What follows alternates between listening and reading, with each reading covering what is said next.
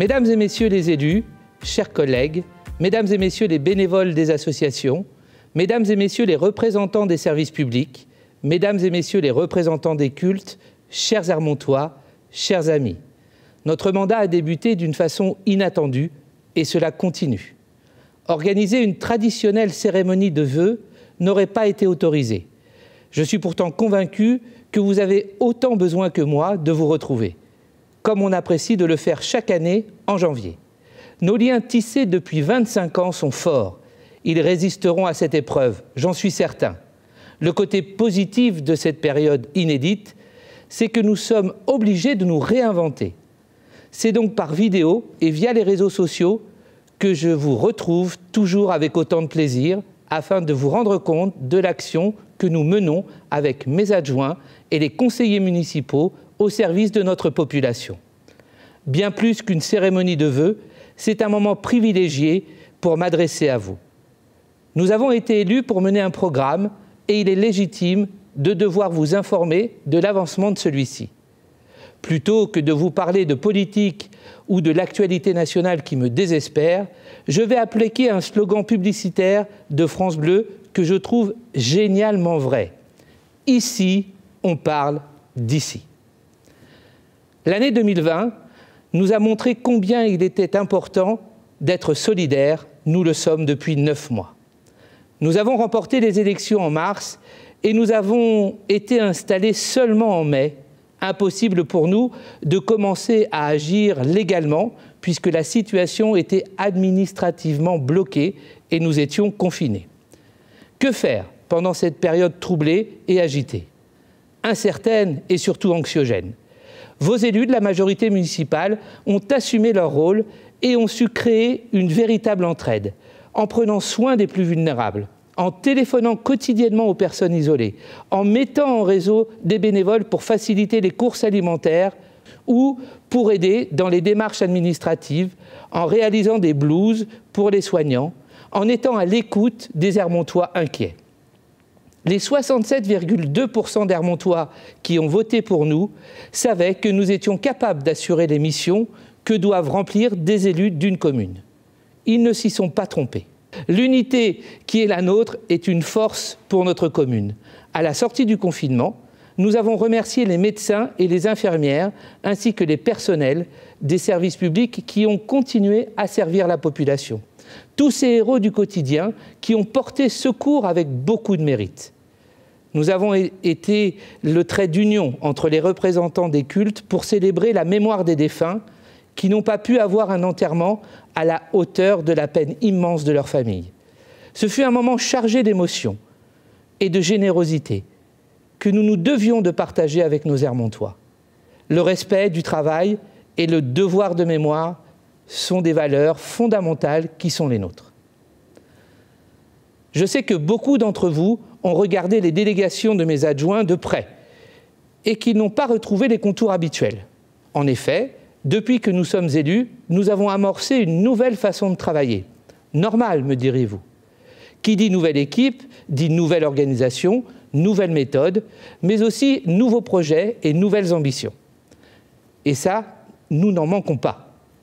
Cette volonté de travailler en transversalité permet, vous l'avez bien compris, de maîtriser nos dépenses de fonctionnement, notamment en termes de masse salariale, mais également et surtout de consacrer plus de moyens financiers aux actions essentielles à notre développement sans jamais toucher à la fiscalité des ménages. Je ne vous cacherai pas que la facture liée à la Covid est lourde pour notre commune comme pour toutes les collectivités locales. Mais nous ne pouvions pas faire moins pour la sécurité sanitaire de nos administrés, surtout lorsque notre gouvernement, qui n'a aucune considération pour les élus locaux, nous donne les directives et les informations via BFM ou Twitter, en même temps que chacun d'entre vous.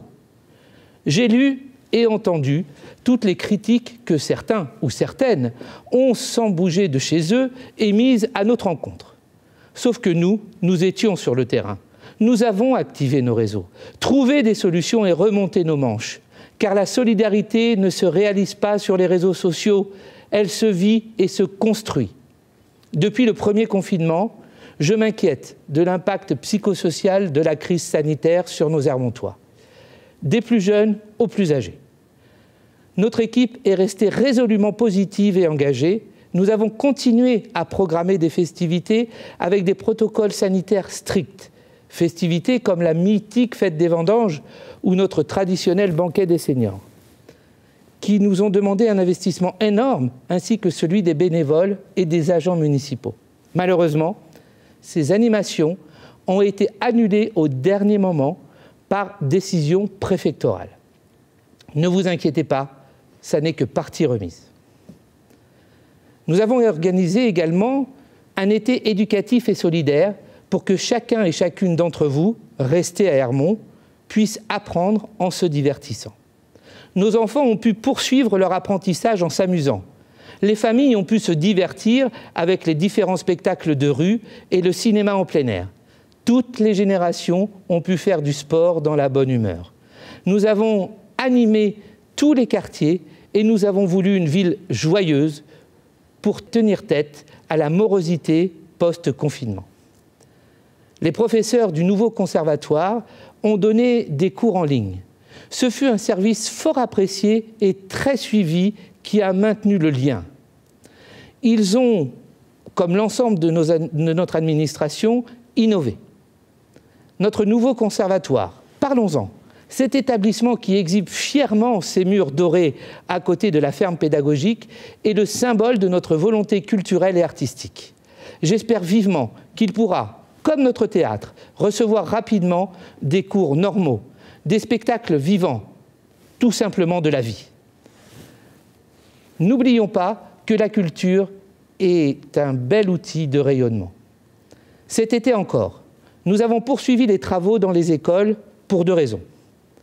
Entretenir notre patrimoine, évidemment, et ne pas laisser tomber nos entreprises, artisans et prestataires. Les collectivités territoriales ont un rôle important et primordial à jouer pour l'économie locale et le plan de relance. Nous nous efforçons de prendre notre part à cet effort. À la rentrée, nous avons mis en place les protocoles sanitaires dans nos 13 écoles. Nos agents municipaux ont fait un travail remarquable d'efficacité en un temps record pour que tout se passe au mieux. En septembre également, il ne vous aura pas échappé que nous avons organisé le forum des associations en plein air, au stade Gaston-Rébuffat. Vif succès pendant une courte période d'accalmie de la Covid. Nos associations ont répondu présentes, car c'est un moment important de la vie locale. Au cours de ce forum, j'ai pu annoncer la création d'un fonds de soutien aux associations en difficulté. 10 d'entre elles ont envoyé un dossier en mairie et nous leur avons accordé une subvention exceptionnelle promise. Notre majorité est attachée à la dynamique que représentent toutes les associations hermontoises, que ce soit dans le domaine du sport, de la culture, du social, du loisir ou du caritatif. Dès qu'il nous en a été possible, nous avons mis en œuvre un des engagements pris pendant la campagne électorale, une ATSEM par classe. L'objectif est aujourd'hui atteint et je ne peux que m'en réjouir pour les enfants, les parents, mais aussi nos professionnels. Le conseil des parents d'élèves est lui aussi mis en place pour une meilleure coordination et une coopération avec les représentants des parents. Ce qu'il s'est passé à Conflans et Éragny, et qui malheureusement s'est terminé par l'assassinat de M. Samuel Paty, ne doit jamais se reproduire dans aucune ville. Tisser des liens forts avec l'éducation nationale, mais aussi avec les fédérations de parents, d'élèves, nous permettra de mieux agir et réagir, de mieux se comprendre réciproquement et de tous se respecter, peu importe les clivages politiques. Là encore, protéger, servir et accompagner l'épanouissement individuel sont des missions de service public que nous faisons nôtres. J'en profite pour faire taire certaines rumeurs nauséabondes. Si nous avons récupéré les locaux qu'occupait gracieusement la mission locale et le CIO, c'est simplement pour retrouver des mètres carrés dont nous avons besoin pour finaliser nos projets sans construire de nouveaux bâtiments qui auraient amené des dépenses supplémentaires. Ne vous inquiétez pas, les services du CIO feront des permanences directement dans les établissements. au plus proche de nos jeunes en recherche d'orientation scolaire et professionnelle. Cela paraît évident maintenant que je vous le dis, mais lorsqu'on est tranquillement installé dans 220 mètres carrés à attendre que les jeunes viennent, il est évidemment difficile de trouver une solution dite meilleure. Le CIO est une compétence de l'éducation nationale et de l'État, et non pas une compétence communale. Bref, le service continue pour les Hermontois et c'est là l'essentiel. Quant à la mission locale, c'est au cœur de la gare d'Hermont-Bonne qu'elle se retrouve avec les jeunes qu'elle suit. Là encore, il faut savoir bousculer un peu les habitudes de chacun et de chacune pour rendre un meilleur service et nous savons qu'il est bien rendu. J'adresse un grand merci aux professionnels de la mission locale avec qui nous avons plusieurs projets de forums de recrutement ou d'actions à déployer dans nos quartiers en politique de la ville. Mais pas que. Nos relations avec la communauté d'agglomération Valparisie s'améliorent et se consolident. Son président Yannick Bouedec est favorable à nous accompagner sur nos projets, tout comme l'est Valérie Pécresse, présidente de la région Île-de-France, et Marie-Christine Cavecchi, présidente du département du Val d'Oise. Je les salue chaleureusement et amicalement, tous les trois, et je leur accorde tout mon soutien, car je sais combien leur responsabilité au quotidien est lourde, surtout dans cette période. Notre ambition est de rendre notre ville capable de relier les talents et les richesses des autres villes, de créer des zones d'influence avec un rayonnement sur l'agglomération ou le département, de tirer parti de toutes les synergies publiques pour mieux servir nos habitants. À ce titre, nous avons adhéré à la police municipale mutualisée pour le service de nuit. Ces brigades prennent le relais de notre police municipale et confortent notre police nationale. Je ne remettrai jamais en cause le professionnalisme de nos forces de l'ordre, car il suffit d'être sur le terrain pour constater que les moyens alloués par l'État ne sont pas à la hauteur des besoins. Le maillage entre nos trois polices est primordial pour la sécurité des Hermontois. Là encore, je me félicite des bons rapports entre toutes les forces de l'ordre. Nous travaillons ensemble. La communication de proximité entre les agents sur le terrain est fluide. Celle entre les élus de chaque territoire l'est aussi. Ces maillages et mutualisations sont nécessaires. Nous ne pouvons plus gérer les affaires publiques comme nous le faisions il y a quelques années encore. C'est une évidence. Pour nos commerçants, l'équation est là pas simple. Impossible pour la collectivité que je représente de les aider financièrement. Là encore, l'aide aux entreprises est du ressort de l'État. Inutile de prendre des arrêtés illégaux comme certains de mes collègues ont pu le faire. Ils ont été tous retoqués par le tribunal administratif. Administrer une commune, c'est connaître les rouages juridiques pour ne pas faire n'importe quoi. La région Île-de-France et la communauté d'agglomération Valparisie ont fait ce qu'ils pouvaient en créant un fonds de résilience et de soutien aux entreprises du territoire. Adhérer à une plateforme de click and collect, rédiger un livret d'information dans le bulletin municipal et garantir le stationnement gratuit ont été décidés pour vous inciter à acheter vos courses et cadeaux chez nos commerçants. Je ne saurais que vous inviter à retourner dans nos restaurants et bars, hermontois évidemment, dès qu'ils auront l'autorisation de rouvrir. N'oubliez pas nos artisans locaux également. En matière d'investissement, nous avons eu l'opportunité d'acquérir le pavillon qui jouxte le joli parc Beaulieu. L'incertitude de cette année 2020 ne nous a pas empêchés de nous projeter pour construire le plan pluriannuel des travaux sur la durée de notre mandat. Ce magnifique pavillon deviendra donc le lieu d'accueil du Ripper Café et de la ressourcerie. Réparer, donner, recycler nous permettra d'éviter de jeter. En partenariat avec le syndicat Émeraude, nous apportons une attention particulière aux déchets, qu'ils soient alimentaires dans les structures scolaires, qu'il s'agisse des objets dans les poubelles ou encore de la grande problématique des encombrants. Tous nos restaurants scolaires ont été équipés de composteurs. Avec l'aide des animateurs, nos petits trient leurs déchets et cherchent à les réduire. Je vous assure qu'ils font ça très bien. Ils me donnent un cours à chaque fois que je vais déjeuner avec eux à la cantine. Les fruits non consommés sont transmis à l'épicerie sociale pour être distribués gratuitement aux bénéficiaires.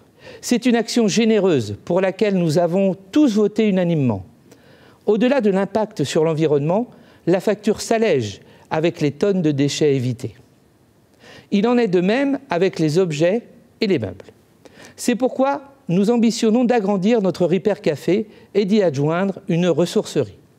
Nous allons organiser le don de mobilier pour qu'il bénéficie aux personnes suivies par notre CCAS ou en difficulté. J'ai également missionné les services pour que la buvette que nous souhaitons ouvrir soit tenue par des personnes en situation de handicap. C'est un projet qui me tient énormément à cœur. Notre maison communale des solidarités ouvrira en février. Elle accueillera tous les Hermontois en difficulté, peu importe la difficulté rencontrée. Élus et agents ont conçu ce projet spécifiquement pour notre territoire et pour nos habitants. Cette maison communale des solidarités est un maillon fort de notre politique sociale. Les études pour la cuisine centrale en liaison chaude sont déjà lancées. Cette cuisine sera sur le terrain de l'Arche. C'est la seule information que je vous livre aujourd'hui. La suite des travaux sera faite en concertation avec vous et ce projet fera l'objet de réunions publiques. Et cela très prochainement. Mais vous l'avez compris, tous nos projets ont un axe solidaire et cette cuisine centrale n'y échappera pas. Nous avons également lancé la rénovation du stade Renoir. Nous avons commencé par revoir l'entrée du stade en créant un espace protégé pour que les sportifs soient davantage en sécurité. La piste d'athlétisme, le terrain de football et l'éclairage suivront. L'été prochain, c'est la salle de spectacle du théâtre Pierre Freinet qui fera peau neuve du sol au plafond. Je vous assure que les travaux seront à la hauteur de nos ambitions pour cet établissement. Je ne peux évidemment pas lister toutes les actions réalisées au quotidien, mais qui ont également leur importance. Nous sommes nombreux à œuvrer au développement de la ville et à la qualité de vie de ses habitants. Je remercie tous ceux qui m'entourent et qui ont confiance en nous. Vous avez voté pour une équipe, avec un maire à sa tête. Pour respecter les consignes sanitaires, mes colistiers ne sont pas directement autour de moi, mais vous les avez vus apparaître dans cette vidéo pour illustrer et construire avec moi ce que je viens de vous dire. Je vous confirme qu'après seulement quelques mois d'exercice, leurs compétences complémentaires sont nécessaires au développement de notre ville. Leur appétence en matière de social, de culture, d'enfance, de développement durable, d'urbanisme, de sport, d'éducation et d'apprentissage sont indispensables au bien vivre dans notre ville. 2021 sera l'année de la solidarité, d'où le cœur central sur notre carte de vœux. Notre maison communale des solidarités sera le foyer bienveillant de toutes les actions d'entraide que nous pourrons impulser. Nous travaillerons en réseau avec les associations, les organismes, les institutions pour aider au mieux nos Hermontois en difficulté. Ceux qui sont isolés, ceux qui sont sur le fil et qui n'osent rien dire. Notre devise républicaine, liberté, égalité, fraternité, est le lien fondamental qui nous unit tous. Et encore plus aujourd'hui. Je vous souhaite à tous une meilleure année 2021 que la précédente. Une année pleine de joie, de gaieté, une année de bonheur et de partage. Même si je suis convaincu que ce virus continuera à nous rendre la vie compliquée, je fais le vœu de vivre une année solidaire avec les personnes en difficulté, avec les restaurateurs, avec les artistes, avec les personnels de soins, avec tous les acteurs locaux et surtout avec tous ceux qui en ont besoin. Je fais le vœu que cette année déborde de rire, de bonheur pour toutes les générations et toutes les familles.